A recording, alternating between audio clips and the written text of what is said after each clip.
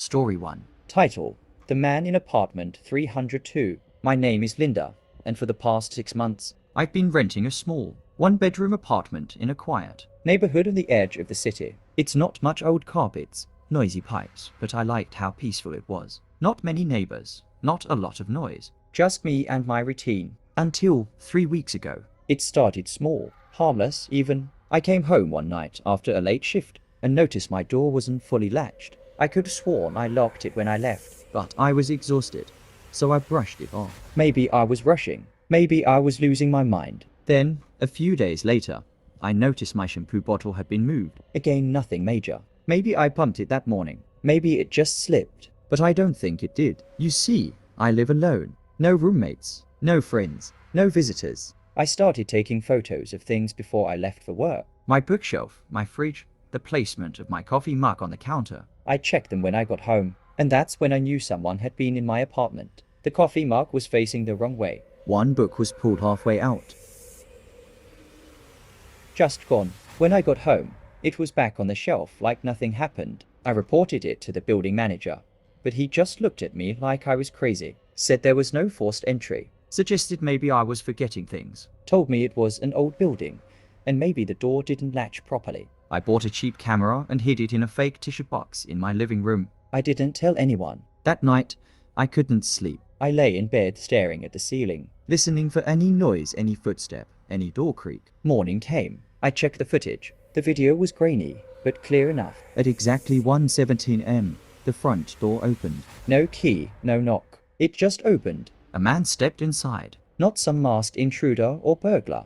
No, he was wearing jeans and a hoodie. hands in his pockets, calm, like he belonged there. He walked slowly around my apartment, touched things, smelled my clothes, sat on my couch. Then he did something that turned my stomach inside out. He walked over to the hallway and stared straight at the camera. For 28 minutes, he didn't blink much. He didn't move, just stared at it, like he knew, Then he smiled. and walked out. I backed up the video and went straight to the police. They took it seriously at first, opened a case, said they'd increase patrols. But when they checked the building security system, The footage from that night was missing, just gone. they couldn't trace the man. No signs of forced entry, no prints, no witnesses. But here's the worst part. They finally asked me to describe what he looked like. And I realized something. I recognized him. Not personally, but I'd seen him. He lived in my building. Apartment 302. I'd passed him in the stairwell. We'd never spoken, but he always smiled politely. Carried groceries.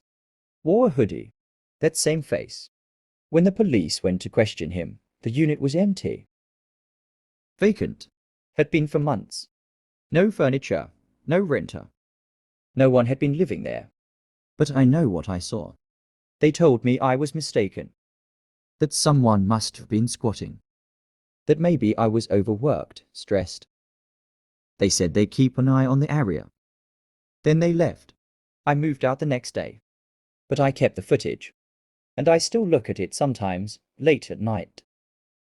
Just to remind myself that real horror isn't ghosts or demons.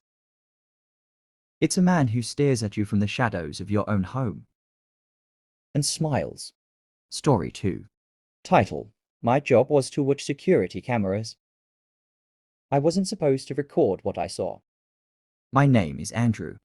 I used to work the night shift as a third-party security Monitor for a private logistics company. It wasn't exactly a glamorous job, but the pay was good. and they said the job was important. I worked in a small windowless room with 5 monitors, each linked to feeds from different storage warehouses across the country. They were all company owned and remotely operated, no workers. No movement, just big industrial freezers, storage rooms and supply crates. I wasn't there to prevent theft. I was told very clearly. Just observe. Never intervene. Never record anything. And under no circumstance are you to speak about what you see. At first, it was exactly what you'd expect, all repetitive, uneventful. I'd watch people stack boxes, occasionally mop floors. Most warehouses were empty during the night. The silence became comforting. Like white noise for my brain. But on my 13th night, something changed. Around 2:43 am, camera 3 flickered. That was the warehouse in Ohio, warehouse 12. The screen glitched. Went black for a second, then came back on. Someone was standing in the center of the storage room. A young boy, maybe 10 years old, shirtless, pale, shivering, just standing there under the flickering overhead light. At first, I thought it was an accident. Maybe someone broke in. I reached for the intercom to alert on-site staff until I remembered there were no staff. These warehouses were completely automated at night. Then something even stranger happened. From the shadows, a woman walked out. Tall, dressed in a grey jumpsuit. No badge, no company logo. She didn't speak. She just stood behind the boy and placed both hands on his shoulders. Then they both looked directly at the camera. Like they knew I was watching. I sat frozen. My instinct screamed to record the footage, but that was explicitly forbidden. My contract was clear: observe, report anomalies, do not interfere. I logged the incident and submitted it to the internal system. 5 minutes later, my screen glitched again. When it came back, the room was empty. No boy, no woman. Nothing disturbed. The next day, I came in to find my shift lead waiting for me.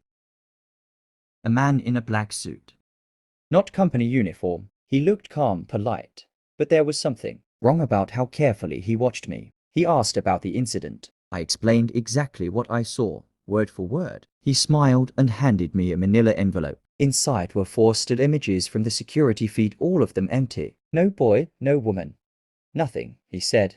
This is what we have on file. Then he said something I still hear in my head. You saw a shadow in the dark. Not everything the mind perceives needs to be real. I wanted to quit. I almost did. But curiosity is a slow poison. 3 nights later, camera 1 of facility in Nevada showed something worse. A large metal shipping crate sat in the middle of the floor. The timestamp on the footage showed it had arrived hours earlier. There was no delivery record, no truck. It just appeared. The crate started shaking violently. I watched it rock side to side. Loud thuds inside. Then it stopped. For 37 minutes, nothing happened. Then the door slowly opened. A man crawled out on all 4s. His skin was covered in deep cuts and black symbols I didn't recognize. He was naked, eyes darting, crawling like an animal. He looked at the ceiling, whispered something I couldn't hear, and then he snapped his own neck. Just like that. I screamed. I reported it. Hit the red button marked priority anomaly. No one came. But 10 minutes later, the man was gone. The crate was sealed shut again. Same camera, same view. No sign of anything. I checked the logs, no motion was recorded. The feed never flickered. I called the emergency contact number listed in the company binder. It rang once. Then a robotic voice said, "Do not attempt to contact this line again. This incident is under clearance review." I hung up. My hands were shaking so bad I could barely type my final report. Over the next 2 weeks, the warehouse footage became increasingly disturbing. Camera 2 showed 2 employees walking in circles for hours, following a perfect geometric pattern traced in flour on the floor. Camera 5 showed a woman screaming silently in the corner of a freezer, but there was no sound. The microphones worked fine. Everything else had audio except her. She screamed, cried, tore at her own skin, but no sound came out, just silence. Then the feeds began bleeding into each other. I'd see flashes of the boy from Warehouse 12 appear on another camera. 1 frame, gone. I saw that man, the one who broke his neck, standing in the background of a different feed, alive, grinning. It was clear. Sometimes they were watching me. Like the cameras weren't just showing the warehouses. Like they were looking back. I finally broke the rules. I brought in a flash drive and copied a 6-minute clip from camera 3, the boy and the woman. I planned to show the media. Post it anonymously. Do something. Anything. That night, as I left the building, 2 men in grease suits were waiting by my car. No names, no badges, just 1 sentence. Return what you took. This is your first and only warning. I didn't go back to work. I quit. I moved. I deleted every copy I made. But here's the thing. They still know where I live. Last week, a package showed up at my door. No return label, just a USB stick. I plugged it in. Only 1 file, 6 seconds long. grainy footage of me, sitting at my desk, staring at the camera, and smiling. Story 3. Title: I bought a used laptop from a storage auction. I should have left it there. My name is Rebecca,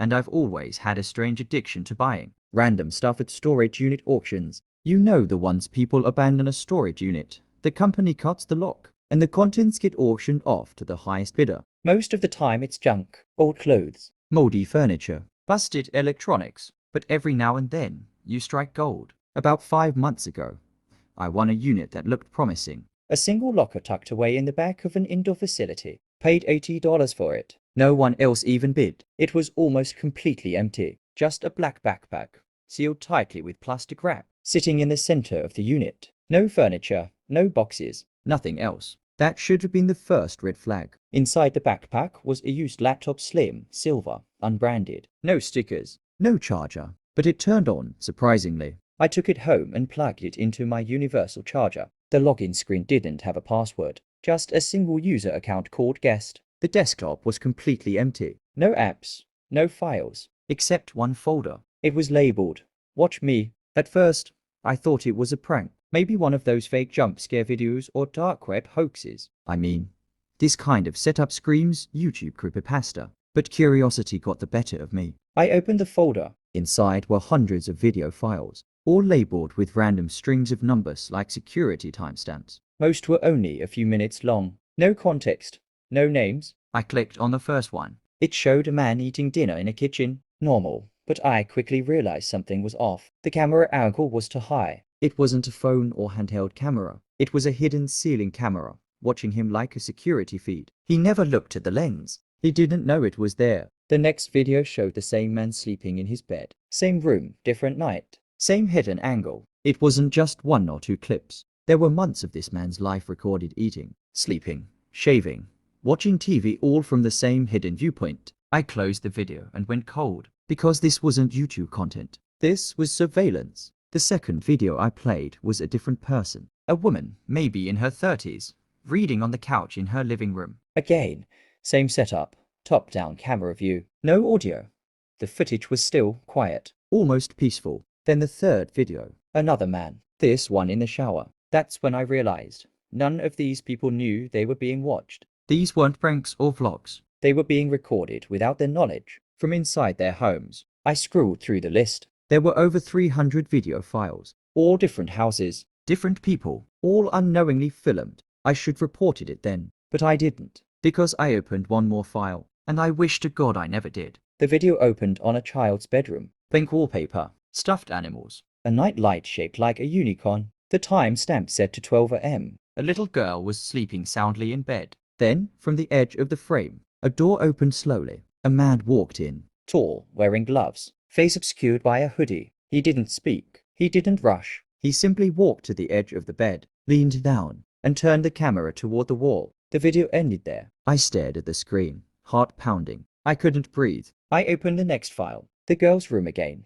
This time, she was gone. Bit empty. Nightstand knocked over. Unicorn light blinking on and off. No other sound. No movement. The final file in the folder was different. It showed a basement. Concrete floor. Harsh lighting. Metal door in the background. Someone couldn't tell who was tied to a chair. Head down. Motionless. Then a figure entered the frame. Same hoodie. Same gloves. He stood there for a full minute before walking toward the camera. And then he did something that still makes my skin crawl. He raised a hand and knocked on the lens. 3 slow knocks, like he was knocking on my screen. Then the video glitched and ended. I slammed the laptop shut. I didn't sleep the night. The next morning, I took the laptop to the police. They confiscated it, ran my statement, and promised to open an investigation. But 2 weeks later, I got a call from the detective assigned to the case. He asked me what I was trying to pull. I told him everything again. He said, and I quote, "Ma'am, that laptop was completely wiped. There were no videos, no hidden files, no partitions. Our tech guy said it was a clean machine." I asked about the backpack, the auction, the people in the videos. He just said, "There's nothing here. You either imagined it or someone pranked you." But I know what I saw, and I'm not crazy, because 3 days ago, I got an email. No sender, no subject line, just one attachment, a screenshot. It was a video still of me sitting on my couch, watching the laptop, my face lit by the screen. The angle was top down, from the ceiling. I checked every vent, every light fixture, every corner of my apartment. I can't find the camera. I haven't slept in 2 nights. I don't know if the police are involved. I don't know if the person who sent the email is watching this now. But if you're hearing this, check your vents. Look for the lights that flicker for no reason. Listen for the soft click when your laptop camera turns on, because you might think you're alone, but someone somewhere could be watching you and recording everything. That's the end of the stories. Please subscribe for more.